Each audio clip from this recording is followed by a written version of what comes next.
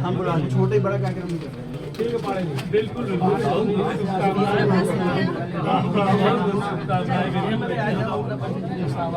एक पीछे भैया आप आ जाओ चार लोग ऐसा कर आपको मिला के 5 हो जाएंगे आप हो जाइए ये हो जाएगा फिर उसके बाद चेंज होते रहेंगे। चलिए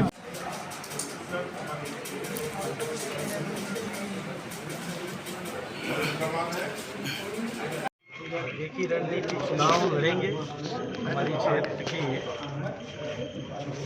जनता जनार्दन का आशीर्वाद मिले उसके लिए पूरे क्षेत्र में जनसंपर्क करेंगे। और पार्टी ने तीसरी बार उम्मीदवार बनाया है।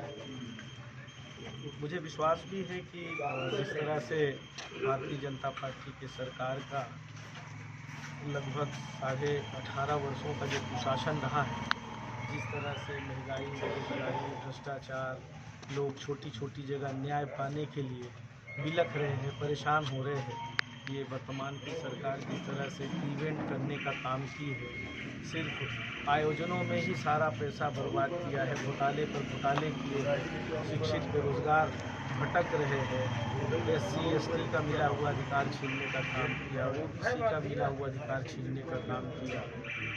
जिधर नज़र दौड़ाई आज शैक्षणिक संस्थाएं पूरी तरह से बर्बाद कर दी।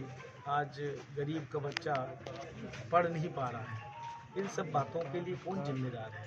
तो जगह जगह जाएंगे। कांग्रेस पार्टी का जो वचन पत्र है उसको भी लोगों को बताएंगे, जनता के बीच में लेकर जाएंगे।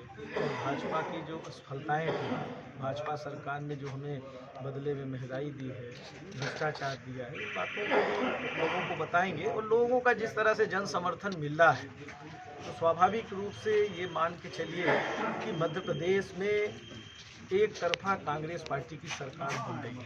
सियापत क्षेत्र में आप चुनाव लड़ रहे हैं, आपके सामने विश्वामित्र पाठक उम्मीदवार हैं। मुद्दे क्या रहेंगे? जातिगत रहेंगे या बेरोजगारी, महंगाई और भी जो मुद्दे हैं, जनता से जुड़े मुद्दे हैं, वो मुद्दे रहेंगे?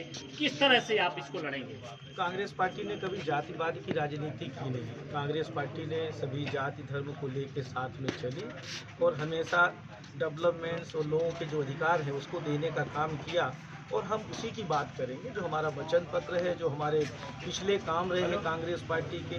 आज हम कह सकते हैं कि जितनी योजनाएं संचालित हैं उसमें से 95% योजनाएं कांग्रेस पार्टी की बनाई हुई योजनाएं ही संचालित है। इन्होंने उसमें घोटाले किए, अधिकार छीनने का काम किया। इनकी जो योजनाएं हैं धरातल पे पहुंच नहीं रही है। ये सिर्फ और सिर्फ पैसे का प्रावधान करते हैं और घोटाले की भेंट चढ़ जाता है। ये हमारे प्रदेश को इन्होंने कर्जदार बनाने का तगमा दिया है। 3.5 लाख करोड़ का कर्जा आज मध्य प्रदेश के ऊपर है। इसके लिए कौन जिम्मेदार है? भारतीय जनता पार्टी की सरकार ही जिम्मेदार है। और लोग शिक्षा के लिए और स्वास्थ्य के लिए परेशान हो रहे हैं, वंचित हो रहे हैं।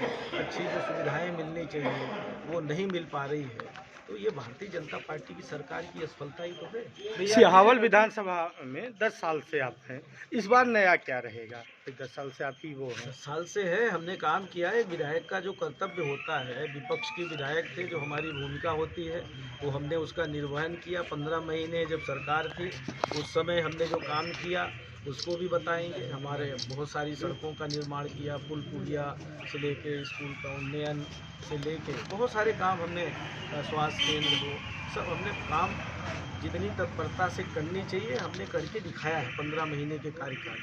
और रही 10 साल 8.5 साल की, तो 8.5 साल में भी हमें एज ए विधायक हमने बहुत सारे निर्माण कार्य भी सैंक्शन कराए हैं लड़के।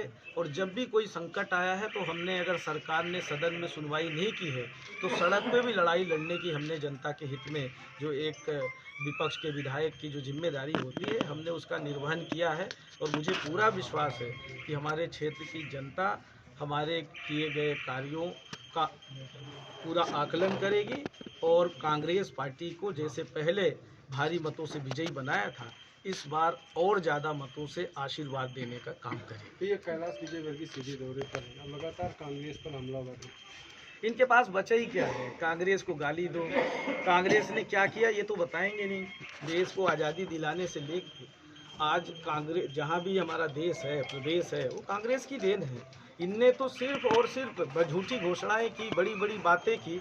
ये सारे लोग इस बदहाली के जिम्मेदार हैं, चाहे कैलाश विजयवर्गीय जी हो, चाहे नरोत्तम मिश्रा जी हो, चाहे शिवराज सिंह चौहान हो, चाहे ज्योतिराज सिंधिया हो, चाहे नरेंद्र सिंह तोमर हो, चाहे प्रहलाद पटेल हो, जितने भी भाजपा के, चाहे कुलस्ते जी हो, भगत सिंह क्या नाम है, फग्गन सिंह, जितने भी है, ये सारे लोग जिम्मेदार है। अगर प्रदेश में घोटाले पे घोटाले हो रहे थे, प्रदेश सरकार में अव्यवस्थाएं फैल रही थी, लोगों को न्याय नहीं मिल रहा था, तो क्या जो केंद्र में बैठे हुए सांसद, केंद्रीय मंत्रियों ने जो जिम्मेदार पद पे थे, कभी प्रदेश को सरकार को आगाह किया?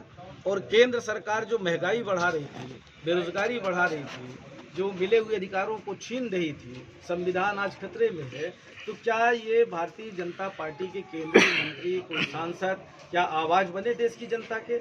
इन्होंने पूरे देश और प्रदेश को बर्बाद करने का, पूरी अर्थव्यवस्था चौपट कर दी और पूरा भ्रष्टाचार घोटाले का पूरा देश ही नहीं, पूरे देश में यही हालात पैदा कर दिया है। और जो भी स्थिति निर्मित हुई है, इसके लिए पूरी तरह से भारतीय जनता पार्टी का प्रदेश नेतृत्व और केंद्रीय नेतृत्व सारे लोग जिम्मेदार है। और कांग्रेस को कोसना तो बहुत आसान है, ये अपना बताए ना इन्होंने क्या किया। मध्य प्रदेश में कमलनाथ को आप लोग मुख्यमंत्री प्रोजेक्ट करके चुनाव लड़ रहे हैं। भारतीय जनता पार्टी शिवराज सिंह को आगे नहीं ला रही है, अब कहती है कि हम मोदी जी के चेहरे पे चुनाव लड़ रहे हैं। क्या कहना चाहेंगे आप? मोदी जी आएंगे मुख्यमंत्री बनने के लिए। मोदी जी देश के प्रधानमंत्री बनने से पहले अच्छे दिन का नारा दिया था कि नहीं दिया था? काला धन आएगा, 15 लाख रुपए खाते में डालेंगे, 2 करोड़ प्रतिवर्ष बेरोजगारों को रोजगार देंगे, महंगाई आधी कर देंगे, भ्रष्टाचार खत्म कर देंगे, किसानों की आय दोगुनी कर देंगे, स्मार्ट सिटी बनाएंगे, स्मार्ट विलेज बनाएंगे, डिजिटल इंडिया बनाएंगे। क्या क्या बोला था? कुछ किया क्या? बेरोजगारों को तो कह दिया पकौड़ा तलना भी हुनर है। महंगाई के मामले में तो कोई बोलते ही नहीं, मुंह में दही जम गई है भाजपा के नेताओं में। जो कांग्रेस की जब सरकार थी, यूपीए गवर्नमेंट की, 450 रुपए में जब सिलेंडर मिलता था, तो मुख्यमंत्री बनेगा कौन यहाँ मध्य प्रदेश में बीजेपी से? मुख्यमंत्री कैसे बनेगा जब सरकार ही नहीं बन रही है?